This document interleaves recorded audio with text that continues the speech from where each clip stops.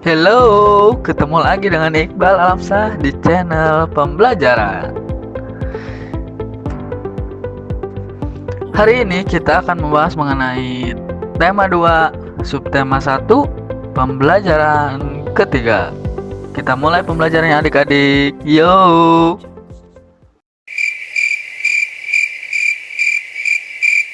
Di sini ada lagu Berdayung yang minggu kemarin ya, ciptaan A.T. Mahmud.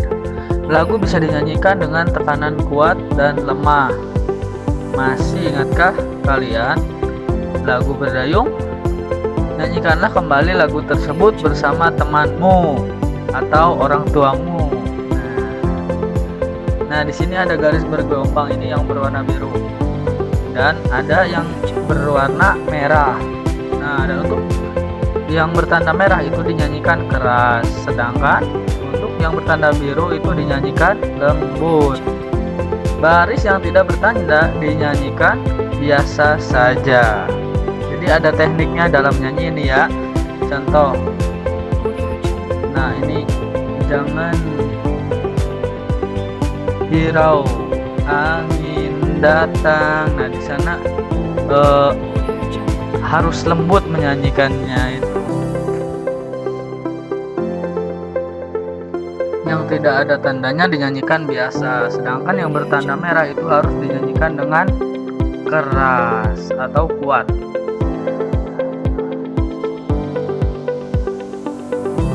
Kemudian ayo mengamati. Nah, ini ada gambar nih adik-adik. Gambar tersebut adalah kita amati gambar tersebut. Aku adalah sebuah benda bentuk segi empat. Aku digunakan untuk menulis sesuatu. Aku juga bisa dilipat menjadi beragam bentuk. Misalkan berbentuk perahu, berbentuk pesawat, bentuk burung, dan lain-lain. Apakah aku?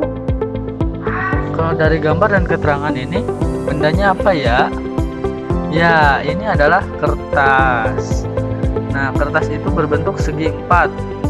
Bisa digunakan untuk menulis sesuatu, bisa digunakan untuk membentuk perahu, pesawat, dan lain-lain.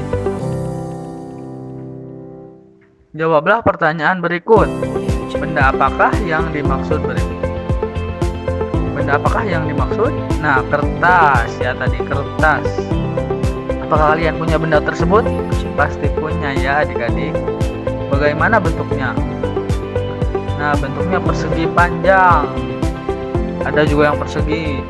Apa kegunaannya? Ya, kegunaannya untuk menulis sesuatu. Juga bisa dilipat menjadi beragam bentuk. Misalkan bentuk perahu, pesawat, burung, dan lain sebagainya. Benda-benda di sekitar kita. Ada banyak benda di sekitar kita. Setiap benda mempunyai sifat yang berbeda dengan benda lainnya. Ada yang halus, kasar, basah, dan sebagainya. Contoh benda yang kasar antara lain batu, ada pasir, dan kulit pohon.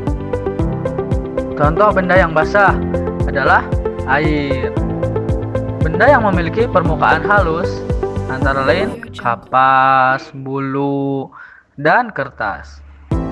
Tentunya masih banyak sifat-sifat lain dari benda-benda di sekitar kita. Bentuk benda juga beragam, ada yang berbentuk tetap, ada juga yang berubah. Bentuk pensil dan kertas akan selalu tetap walaupun telah dipindahkan ke tempat yang berbeda. Nah, di sini bentuk-bentuk benda itu dapat berubah-ubah ya, sesuai dengan tempatnya kalau tidak tetap. Nah, kalau yang tetap itu tidak berubah ya adik-adik. Contohnya pensil. Nah, pensil tidak akan berubah walaupun dimasukkan ke dalam wadah. Nah, nanti kita akan pelajari setelah ini. Sedangkan air di dalam gelas jika dipindahkan ke botol, bentuknya akan berubah menyerupai botol. Nah, ini air ini bersifat berubah-ubah sesuai dengan wadah atau tempatnya gitu. Kalau air dimasukkan ke dalam gelas, bentuknya akan seperti gelas. Jadi air ini berubah-ubah sesuai bentuk, tempat, atau wadahnya. Setiap kata memiliki makna atau arti. Kita akan belajar beberapa makna atau arti sebuah kata yang ada dalam teks bacaan tadi.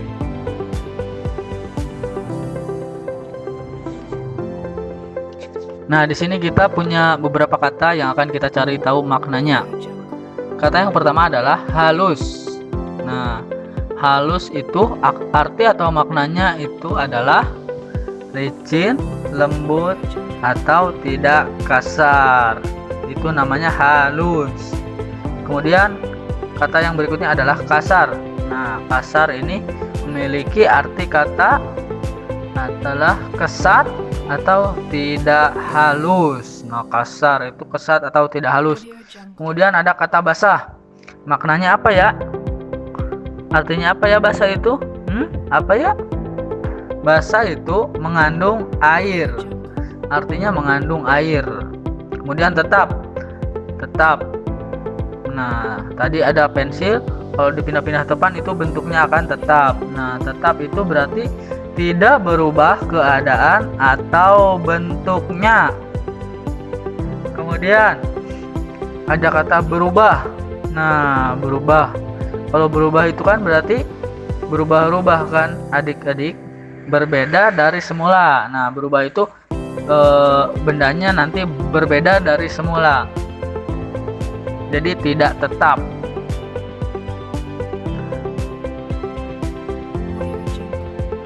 Sifat-sifat benda. Nah, di sini kita akan mempraktekkan untuk mengetahui sifat-sifat benda. Kalian bisa sediakan alat dan bahan yang diperlukan. Yang pertama kertas, lalu batu, piring, gelas. Lalu kita cari tahu cara kerjanya. Yang pertama, letakkan kertas di lantai. Perhatikan bentuk dan besarnya ya. Nah, coba letakkan kertasnya di lantai. Lalu ambil kertas tersebut dan pindahkan ke dalam piring. Apa yang dapat kamu lihat? Apakah bentuknya berubah? Tidak ya adik-adik. Kertas tidak berubah bentuk. Lalu ambil batu dan letakkan di atas meja. Amati bentuk dan besarnya. Lalu pindahkan batu tersebut ke dalam gelas. Apa yang dapat kamu lihat? Apakah berubah bentuknya seperti gelas? Tidak. Berdasarkan kegiatan ini, apa yang kamu simpulkan? Apa yang dapat kamu simpulkan? Tuliskan kesimpulanmu di kertas yang ada di bawah.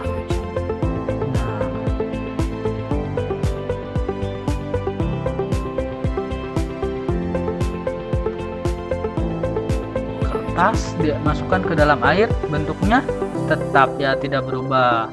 Batu juga dimasukkan ke dalam air, tetap kan bentuknya tidak berubah. Nah, kesimpulannya adalah kertas dan batu tidak akan berubah bentuk dan ukurannya walaupun berpindah tempat.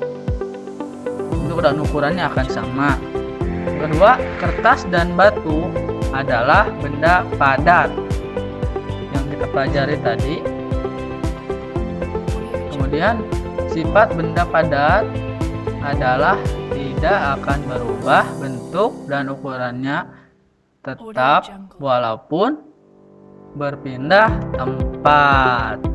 Nah, ukurannya itu akan tetap, tidak akan mengikuti tempatnya. Jadi kalau bentuknya seperti itu, ya akan seperti itu terus, begitu. Itu adalah sifat benda padat. Kertas, batu, piring, dan gelas adalah benda padat. Benda padat walaupun dipindahkan tempat, bentuknya selalu sama dan tidak berubah. Nah, di sini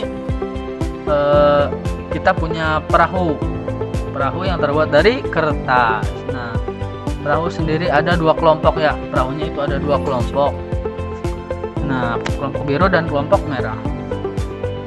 Jumlahnya ada masing-masing ada berapa? Ada 3. Maka kalau kita mencari jumlahnya,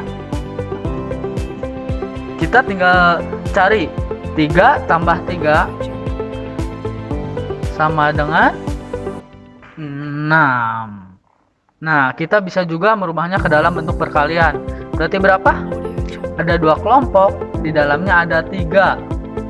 Berarti 2 dikali 3. Nah, 2 dikali 3 itu hasilnya adalah berapa? Nah, tinggal kita hitung semuanya. Maka hasilnya adalah 6 perahu. Lalu ada kelereng sekarang. Ada 3 kelompok kelereng. Setiap kelompok ada 4. Nah, kalau dibuat terjemahan berarti 4 tambah 4 ditambah 4. Tapi kalau diubah dalam perkalian adalah, nah, berapa kelompok? 3.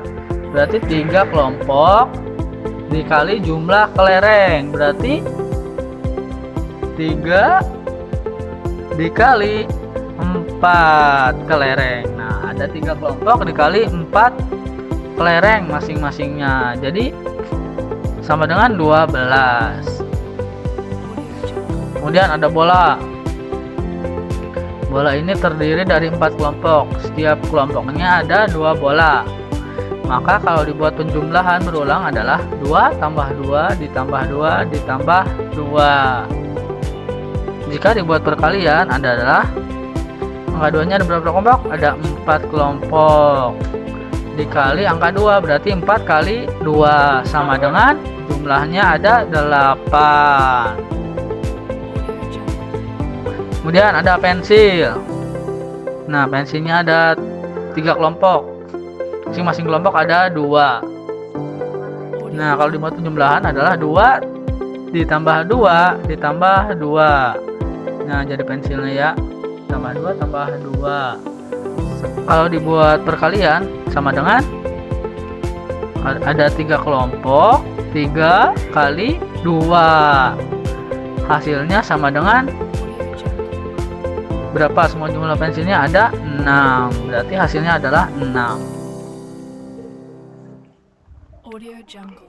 Nah, sekarang ada buah apel.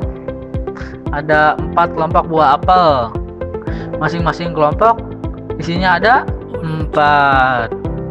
Nah, kita dibuat penjumlahan berurut sama dengan 4 ditambah 4 ditambah 4 ditambah 4.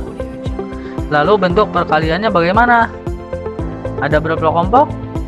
4. Nah, kita buat 4 dikali jumlah apelnya 4.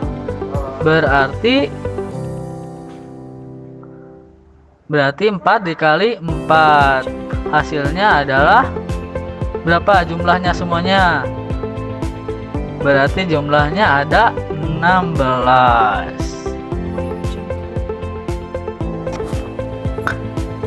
Sekian pembelajaran hari ini. Tetap semangat dan jangan lupa selalu rajin dalam belajar.